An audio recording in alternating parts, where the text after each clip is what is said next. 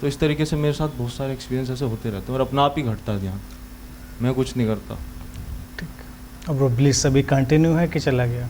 वो रात को सोते समय जैसे मैं लेटता हूँ तो वो सर पे आ जाती है एनर्जी, और मेरे को इससे मुझे ऐसा लगता है कि काफ़ी अंडरस्टैंडिंग मेरे को हुई है जब से मेरे साथ ऐसा होने लगा।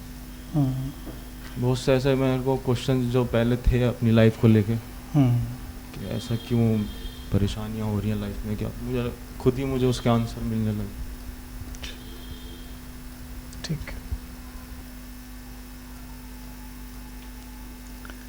देखिए, मुख्य चीज़ है सल्यूशन, मुख्य चीज़ है समाधान।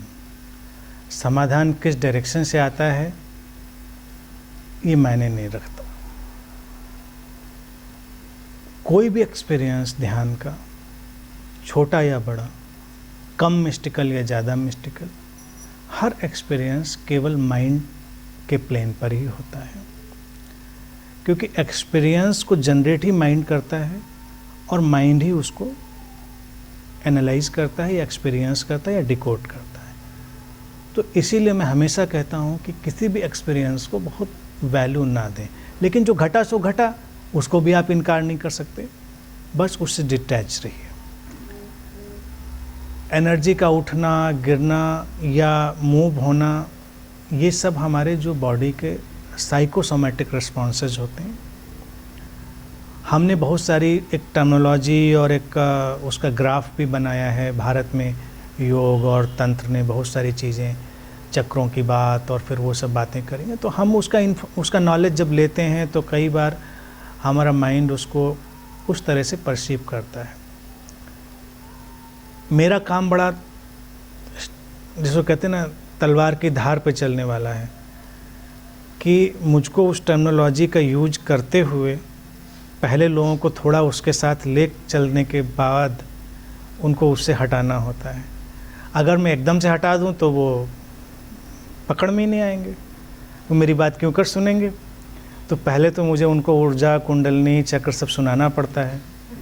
जब वो सुन के ट्यून्ड हो जाते हैं तो मुझे उनको बताना पड़ता है कि नहीं, इसके आगे जाना है।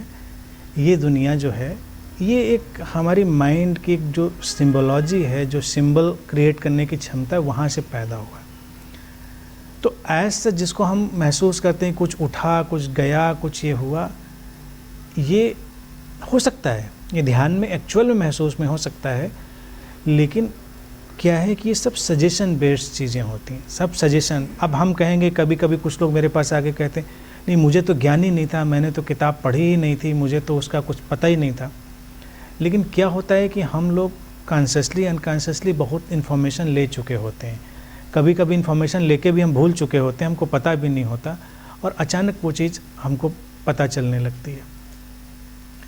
लेकिन कुछ भी हो रहा हो, चलिए, मेन चीज़ कहने का तात्पर्य है कि अगर हमको उससे सल्यूशन मिलता है, उससे हमको पीस मिलती है, शांति मिलती है, और जैसा कि तुमने कहा कि समाधान भी मिलते हैं, सल्यूशन भी मिलते हैं, तो ठीक, ओके। लेकिन धीरे धीरे करके हमको डिटैच होना चाहिए कि ऐसा कोई मोमेंट जो हमको रियलाइज हो रहा है, उसकी कितनी वास्तविकता है, उसको हम एक बार बहुत ही अवेयर होके ऑब्जर्व करके देखें। जब हम बहुत अवेयर होके देखेंगे तो सारे एक्सपीरियंसेस कैसे भी हों सब डिसअपियर हो जाते हैं, क्योंकि वो हमारे माइंड पे ही खड़े हुए होते हैं। और अवेयरनेस जो है वो माइंड की एक सेटल्ड स्टेट है, यानी कि माइंड जब बिल्कुल सेटल्ड हो जाता है, उसमें कोई भी एंटिसिपेशन नहीं है, उसमें किसी भी तरह की आकांक्षा नहीं है, कुछ नहीं है, तो वो अवेयरनेस में कन्वर्ट होता है। Then there is no experience, but शांति है, एक पीस है, पीस की एक स्ट्रीम बहती चली जाती है, तो उस पर फोकस ज़्यादा करना चाहिए। ये जितनी भी चीज़ें हैं, जितनी भी चीज़ें होती हैं, एनर्जी के मोमेंट, सिर पे आना, ये सब होना, ये सब आती जाती रहेंगी, इनको बहुत मूल्य देने की ज़रूरत नहीं है। कि बस मैं ये नहीं कह रहा हूँ कि ऐसा नहीं होता है, क्योंकि ऐसा हमारा माइंड हमारे लिए क्रिएट करता है, तो हमारे लिए वो उस समय एक्चुअल जैसा ही होता है, लेकिन हमारा माइंड ही क्रिएट करता है। अब माइंड क्या क्यों क्रिएट करता है? क्योंकि माइंड उसमें एक वैल्यू डालता है।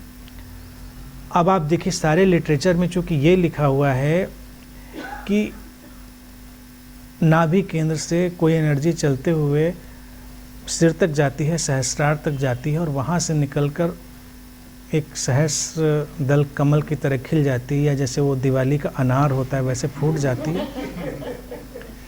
तो ये अच्छा है, मतलब ये हायर बात लोगों को लगती है। तो इसीलिए बहुत सारे जो कल्ट और ट्रेडिशन है उसमें वो पूछते रहते हैं कि अब तुम्हारी एनर्जी कहाँ पहुँची, तो कहेंगे मेरी तो यहाँ पहुँची, कि मेरी तो तुम्हारी यहीं तक पहुँची, मेरी तो यहाँ तक आ गई। इस तरह की बातें भी मैंने सुनी हैं और मैं बहुत फेडअप रहा है ऐसे कल्ट से। ख़ास तौर से थियोसॉफी हुआ जिसमें बहुत चक्र और ये सब की कुंडलनी की बात करते हैं, और भी बहुत सारे। मैं इसको दूसरे एंगल से देखता हूँ कि हम उन लोगों को अभी एक ग्रुप को लें जिन्होंने कुछ भी ये टर्मिनोलॉजी नहीं पता है, और हम उनकी 15 दिन क्लास लें और उनको बताएं कि जो सबसे बड़ा ट्रांसफॉर्मेशन होता है एनर्जी के मूवमेंट का, कि वो ऊपर से आती है, यहाँ से ऐसे जाती है, फिर ऐसे नीचे उतरते उतरते अनार की तरफ फूट जाती है। तो कहेंगे अच्छा ये अल्टीमेट एक्सपीरियंस है। तो सबकी वो नीचे ही जाती हुई अनुभव में आएगी, क्योंकि उनके माइंड ने उसको एक्सेप्ट कर लिया है, उनके माइंड ने एक्सेप्ट कर लिया है। अब ऊपर जाने को क्यों हम एक्सेप्ट कर पाते हैं? अब ये वाली कंडीशनिंग देने के लिए हमको थोड़ा एफर्ट करना पड़ेगा नीचे वाली के लिए, क्योंकि नेचुरली हम हर ऊपर जाती हुई चीज़ को ही अच्छा मानते हैं। हमारा माइंड, क्योंकि हम ऊपर ही जाना चाहते हैं, हम ज़िंदगी में ऊपर जाना चाहते हैं, पैसे में ऊपर जाना चाहते हैं, पद में ऊपर जाना चाहते हैं, पहचान में ऊपर जाना चाहते हैं। तो हर चीज़ ऊपर जाने से हमको सुकून मिलता है। तो ये जो टर्मिनोलॉजी हमको बड़े अच्छे समझ में आ जाती है कि ऊपर जा रही तो अच्छा ही होगा, इन कभी कभी तो नीचे जा रही हो तब भी अच्छा हो सकता है, कौन जानता है। मतलब इसका बिल्कुल श्योरिटी से कैसे कह दिया जाएगी अच्छा नहीं। तो अगर ये कंडीशनिंग किसी को दे दें तो उसको रिवर्स ऑर्डर में वैसा भी लग सकता है। अब कंडीशनिंग की बात है, कितने फोर्स से इसको दे दिया जाए तो वो होता है।